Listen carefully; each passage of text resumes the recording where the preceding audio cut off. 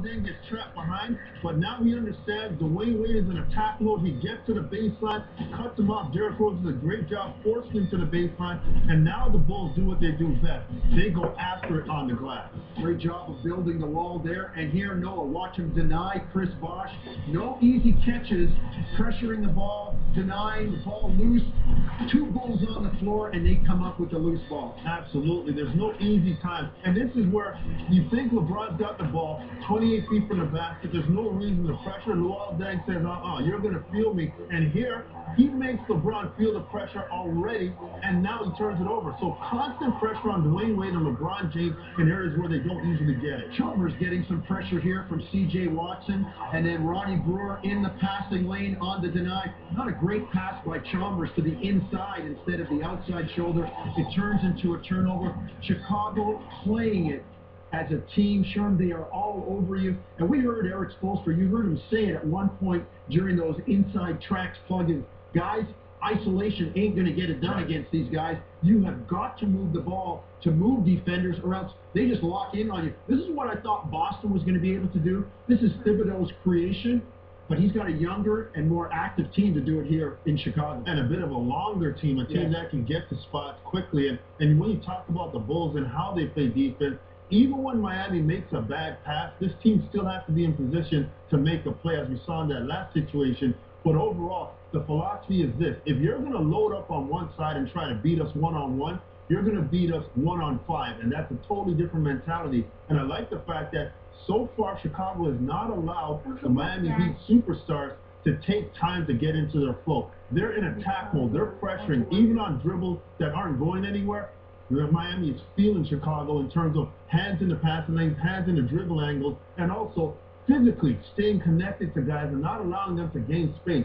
They're attacking from a defensive perspective. And that's the kind of stuff that wears you down, Sherm. You and I both know you force a guy who's comfortable catching it at 15, force him out to 18, 20 feet. Now it's not just a catch and shoot. Now that offense has to start a little further out. The timing's off. You're bumping cutters. Everything is turned a little bit sideways just because of the pressure that the defense gives you. Absolutely, and it's not just the pressure, it's the consistency of the pressure, and the Bulls don't take a step back. And, when you're on defense and you hear guys talking to you and you're getting confident, you're starting to get a bit tough out there, and now you get even closer and you're even more active. You see the Chicago Bulls, they're always talking, they're always pointing to each other, they're always communicating. And if you're the offensive team, you're hearing this and you're seeing this, and when you look past your initial defender, you're seeing four other guys waiting for you, ready to rotate and anxious to go. All right, let's take a look at some of that team defense. Here's Taj Gibson on Bosh. As you said, Sherm, look at all the heads looking at the ball. Bosh drives, misses the shot, tipped away, and it turns into an offensive or a foul on Miami. Great one-on-one defense, but great team stuff as well. Absolutely, and here again, the pressure on the ball is there, so when they get into a screen and roll scenario, you can switch, you can stay connected, you can understand, you can communicate. Everybody's confident. Yeah, they have a mismatch in the post, Chris Bosh on Derrick Rose, but it doesn't matter because we're putting so much pressure on your ball handler, he's not going to get a chance to recognize that. And once we turn you over, once we get a stop, let's get into that track meet. All right, here they come again. Great job here. Deng up on LeBron James.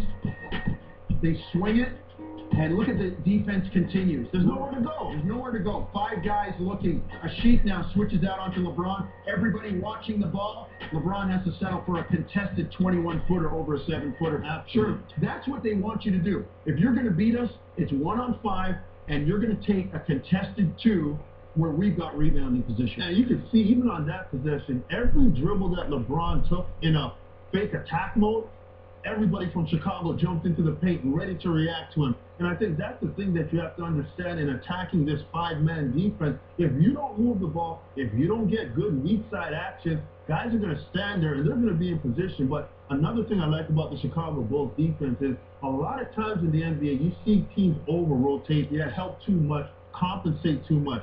This Chicago Bulls team understands, hey, if that's a good defender, we know he can do his job. We're not going to help. We're going to be ready to go, but we're going to allow him to defend. And when the help is necessary, we're going to go so we don't take ourselves out of rebounding position and we don't create more passing lanes for Miami. It's very common in the NBA, Sherm, that teams break their own defense down by overhelping, and Chicago doesn't do that. All right, so put your Eric Spoelstra hat on now.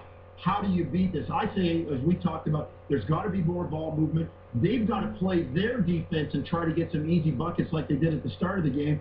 But, Sherm, what other adjustments does Miami need to make? Well, number one, you talk about the ball movement, and I think it's easier to do. I mean, we're talking about a Chicago Bulls team that they're going to allow you to a certain extent off of solid dribble penetration to kick it out and move the ball. And I think Miami waited too long into the shot clock to initiate their offense, and by the time they got to that 6-second mark, now it was just, hey, LeBron, hey, Dwayne, go get us something. You can't win like that. Initiate earlier offense, get that Chicago Bulls defense moving a bit more, and you might be able to find some gap. But I think the bottom line for Miami, we saw this early in the game, they need to open the court up. Yeah. They need to get out in transition, get some clean looks at the basket, use their athleticism. I think that's the way they can get a bit more confident on Chicago's floor, because in that half court, they have to grind so hard, forget it. And really, Chris Bosh getting 30 points for Chicago, that's how they want it. Yeah. If Chris gets 30 and LeBron James and Dwayne Wade are held at bay, there's no problem. But it's when those other two guys get going and Chris has 20 points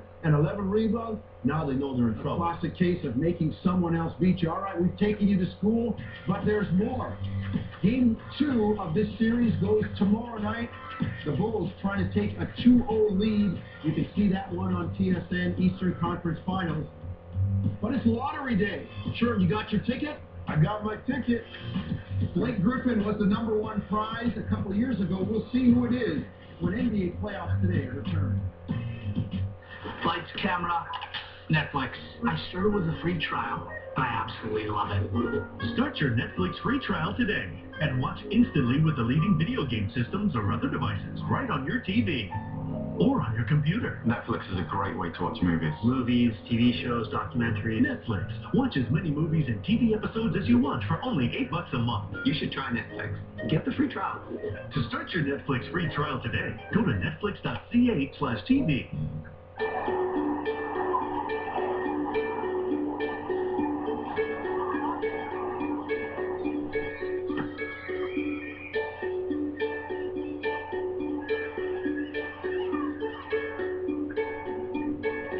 There are billions of people in the world, but only one dad.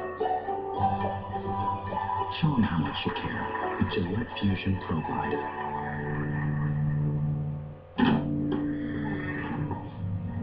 Oh, we got robbed. They took the flat screen. The sound system. They didn't take the computer. Maybe it's time for a new one. Here's your new PC. And we moved the files from your old computer over for free. Our wedding video? Mhm. All the baby pictures. Yeah. Our taxes? Yep. That was so easy. Now this is something they would steal. Right now, buy a new PC at Staples and we'll move your files over for free. It's that easy. It's lottery time, and you're hoping to hit the jackpot, especially if you're a Raptor fan. The last 5 years, they've had, well, a few good ones. The last couple, for sure. Bargnani, the first overall pick in 2006, still a Raptor. The other two, sure, have moved on, and it's time for some new blood to be brought in after this year's selection. Absolutely. The Raptors right now sitting in third in terms of picking in that mock draft situation. But for the Raptors, you're going to get a quality player at this point. And everybody's talking about this draft. There's no real guy in this draft. Well, there's some good players in this draft that can have impact on your roster. And right now, I think the Raptors are in a great position to get a quality person to add to this young man. You wonder if it's like other drafts where people focus so much on one person that other people kind of hang around and it becomes a better draft than people say it is. Raptors with a 15.6% chance of getting the #1 pick, almost the same kind of chance that they have as getting the 3rd pick. That's where they are. And Sherm, the good news for Raptor fans is only 4 times in the history of the lottery has the team with the worst record actually received the #1 pick. So there's lots of room for movement. And if you're a Raptor fan, you're hoping it's upward mobility. Wow, you're really inflating that balloon for Raptor fans right now. You got to figure if the #1 team in terms of losses are out of the mix, now they're moved up another peg, and they could get a #2 pick or a #1 pick. But for the Raptors, think back to 2006 when they get that first overall pick. Nobody thought it could happen. Hopefully for the Raptors, that situation can happen again this year. But I do think where they're positioned, they've got a quality opportunity to get someone that can move this forward. Well, Sherman, here's why I had to pump up the balloon. In '96, they weren't actually eligible. They won the lottery, but they couldn't get the first pick. But you look at some of the other years, '98, '99, '03, '04. They went backwards. Yeah. The last couple of years, they've held steady. So, got to pump up that balloon for the Raptor fans. Hopefully, Raptor fans have the lucky rabbit's foot going, or the lucky coin, or whatever it is that Grandma or Grandpa gave you, and you're hanging with it tonight, sure. But as you said, you get a top 10 pick. They can fall no lower than 6. You get a top 5 or 6 pick. You should be able to do something. Absolutely, and you've got options when you have that high of a pick. And I think that's the main thing for the Raptors. Player, movement, whatever you want to do with that pick, you have options. And I think that's how you want to be. You want to be flexible. You want to have the ability to wheel and deal if you have to, because this team is very young, the Raptors, right now. So maybe they want to get a bit older, get some more experience, but maybe they want to add another young piece to the mix and continue to build this for the future. It's all about assets, whether they're old or young. We'll find out who Toronto has tomorrow when the lottery is concluded. But when we come back, we've got more to talk about. Dallas finally getting to play against Oklahoma City. The Western Conference Finals begins tonight. We'll talk more about that when NBA Playoffs Today rolls on. This portion of NBA TV Canada is brought to you by Primo Grain-Wise.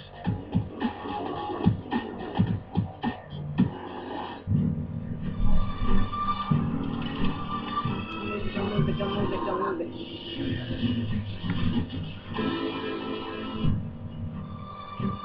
Russian standards, vodka as it should be. Now earn a $50 Best Western gift card when you stay 3 separate times. With 3 types of hotels and over 4,000 independently owned locations, you can always find the perfect one for your trip, where you're cared for and rewarded. Best Western, the world's biggest hotel family.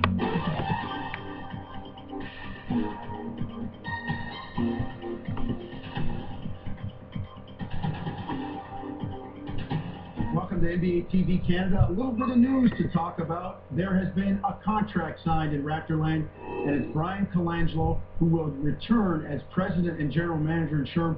This gives him a chance to, well, start something, finish something that he started this year. Well, you're right. Ultimately, that's what you want. You started a process of rebuilding last season. The organization bought into it. Now Brian Colangelo is going to get the opportunity to see the process move forward. Congratulations to him. And now it's about getting down to work and trying to move this thing in the right direction. Well, sure. I always say it's kind of like a contractor, that guy that's working on your basement. You got to give him a chance to finish. Brian Colangelo will have his chance to finish it off now. Again, congratulations to him. Go to Raptors.com for all the information.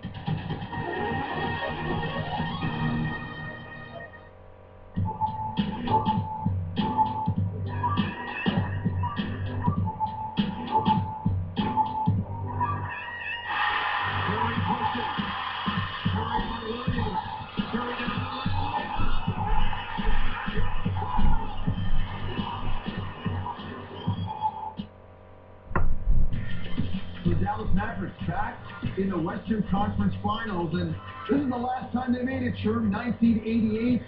Man, them shorts were short. There's Brad Davis trying to stand in on James Worthy, and similar hair. Yeah, I guess so.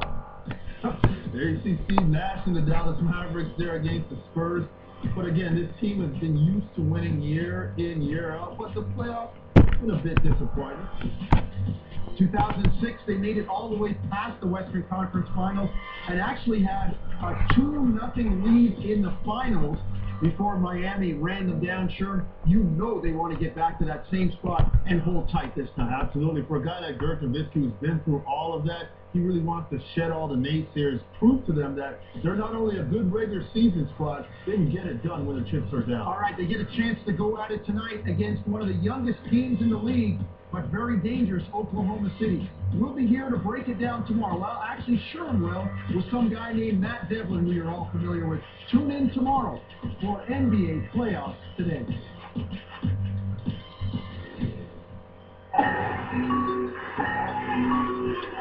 Number offensive rebound, skipped to the ball.